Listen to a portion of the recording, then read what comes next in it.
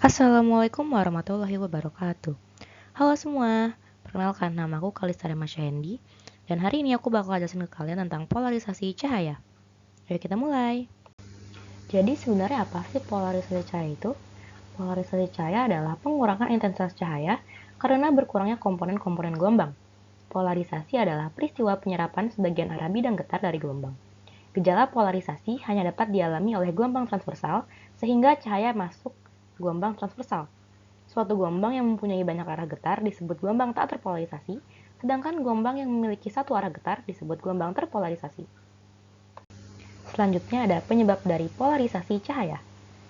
Penyebab dari polarisasi cahaya ada 4. Yang pertama karena pemantulan dan pembiasan, yang kedua karena pembiasan ganda, yang ketiga karena hamburan, dan yang keempat karena penyerapan selektif. Nah, kita mulai dari pembahasan penyebab yang pertama, yaitu karena pemantulan dan pembiasan. Terjadi apabila cahaya yang dipantulkan dengan cahaya yang dibiaskan saling tegak lurus atau membentuk sudut 90 derajat. Jika seberkas pola cahaya alamiah dijatuhkan pada permukaan bidang batas dua medium, maka sebagian cahaya akan mengalami pembiasan dan sebagian lagi mengalami pemantulan. Sinar bias dan sinar pantul akan terpolarisasi sebagian.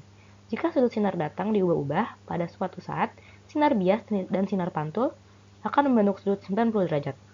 Pada keadaan ini, sudut sinar datang I disebut sudut polarisasi IP, karena sinar yang terpantul mengalami polarisasi sempurna atau terpolarisasi linear. Kemungkinan yang terjadi pada cahaya yang dipantulkan ada 3. Yang pertama yaitu cahaya pantul tak terpolarisasi, yang kedua cahaya pantul terpolarisasi sebagian, dan yang ketiga cahaya pantul terpolarisasi sempurna atau seluruhnya. Dari gambar di samping, dapat kita lihat bahwa sudut antara sinar bias dan sinar pantul tegak lurus satu sama lain. Perubahan sudut datang akan mengubah sudut pantul dan sudut bias. Saat sinar pantul dan sinar bias akan saling tegak lurus, sinar pantul akan mengalami polarisasi dan sinar bias akan terpolarisasi sebagian. Hal ini sesuai dengan hukum Brewster. Maka kita dapati bahwa tan IP sama dengan N2 per N1. IP sama dengan sudut polarisasi atau sudut Brewster. N1 sama dengan indeks bias medium pertama atau sinar datang, dan N2 sama dengan indeks bias medium kedua atau sinar bias. Yang kedua yaitu karena pembiasan ganda, yaitu polarisasi yang terjadi apabila cahaya melewati suatu bahan yang memiliki indeks bias ganda atau lebih dari 1, misalnya pada kristal kalsit. Cahaya yang lurus disebut sinar biasa, dan cahaya ini tidak terpolarisasi. Dan sedangkan cahaya yang dibelokkan disebut sinar istimewa, dan cahaya ini terpolarisasi. Yang ketiga ada hamburan, yaitu fenomena penyerapan cahaya dan pemancarannya kembali oleh suatu medium atau benda. Contoh dari efek hamburan ini adalah langit yang berwarna biru. Hal ini disebabkan oleh adanya molekul-molekul udara yang ada di atmosfer bumi. Cahaya matahari yang polikromatis mengandung berbagai macam panjang gelombang. Untuk sinar yang panjang gelombang yang panjang seperti merah dan kuning, dapat melewati atmosfer ini secara langsung. Sedangkan panjang gelombang yang lebih pendek seperti sinar berwarna biru tidak. Sinar berwarna biru akan dihamburkan oleh molekul-molekul udara di atmosfer sehingga dapat kita lihat. Frekuensi sinar biru adalah sesuai dengan frekuensi getaran elektron dan komponen yang arahnya tegak lurus sehingga warna ini yang banyak dihamburkan. Sedangkan pada senja hari didominasi warna merah, karena sinar matahari menempuh jarak yang lebih jauh ke kita daripada siang hari. Atmosfer yang ditempuh pun juga lebih panjang sehingga lebih banyak sinar biru yang dihamburkan. Akibatnya, sinar kuning, merah, dan jingga yang bergerak lurus lebih banyak kita lihat. Cahaya biru memiliki frekuensi yang lebih rendah daripada frekuensi merah, maka cahaya biru dihamburkan lebih banyak daripada cahaya merah. Yang terakhir ada penyerapan selektif. Teknik ini berdasarkan penyerapan arah getar. Polarisator berfungsi menghasilkan cahaya terpolarisasi dari cahaya tak berpolarisasi atau cahaya alami. Analisator berfungsi untuk mengurangi intensitas cahaya terpolarisasi. Penyerapan selektif terjadi pada saat cahaya yang tidak terpolarisasi melewati dua buah polarisator yang membentuk sudut tertentu. Maka dapat kita lihat I1 sama dengan setengah I0, I2 sama dengan I1 cos kuadrat theta sama dengan setengah I0 cos kuadrat theta. Jika ada polaroid ketiga dan seterusnya, maka I3 sama dengan I2 cos kuadrat theta. Dengan I0 sama dengan intensitas cahaya tak terpolarisasi yang masuk polaroid pertama atau polarisator. I1 sama dengan intensitas cahaya terpolarisasi yang keluar dari polaroid pertama atau polarisator. I2 sama dengan intensitas cahaya terpolarisasi yang keluar dari polaroid kedua atau analisator. theta sama dengan sudut antara dua sumbu polaroid, dan I3 sama dengan intensitas cahaya terpolarisasi yang keluar dari polaroid ketiga. Selanjutnya ada penerapan dalam kehidupan sehari-hari.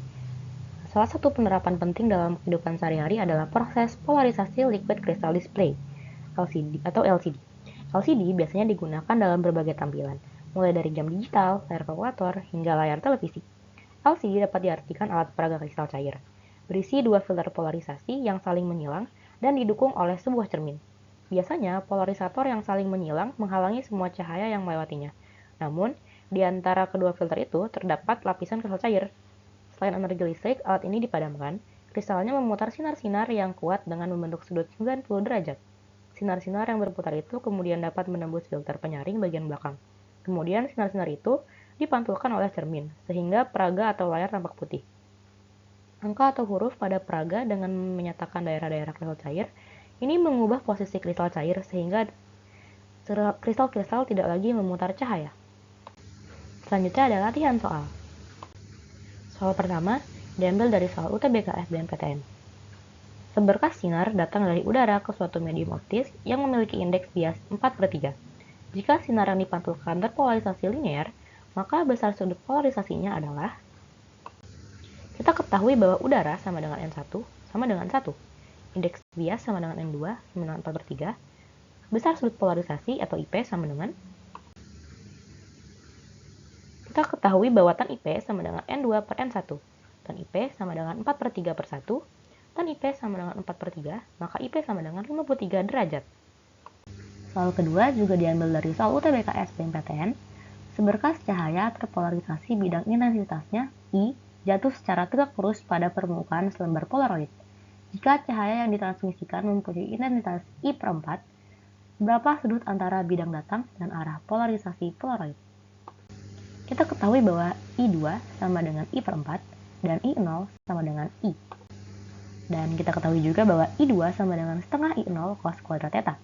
Maka I/4 sama dengan setengah I cos kuadrat theta. Setengah sama dengan cos kuadrat theta. Akar setengah sama dengan cos kuadrat theta. 1/akar 2 sama dengan cos theta.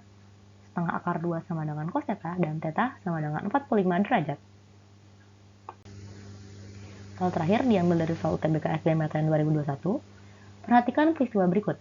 1 pemantulan, 2 hamburan, 3 absorpsi selektif, 4 pembiasan tunggal. Polarisasi adalah terserapnya sebagian arah getar gelombang cahaya. Penyebab polarisasi diantaranya adalah, kita ketahui bahwa penyebab polarisasi cahaya ada 4. Yang pertama itu pemantulan, yang kedua pembiasan ganda, yang ketiga hamburan, dan yang keempat penyerapan selektif. Maka jawaban yang benar adalah 1, 2, dan 3. Sekian dari saya, kurang lebihnya mohon maaf. Assalamualaikum warahmatullahi wabarakatuh.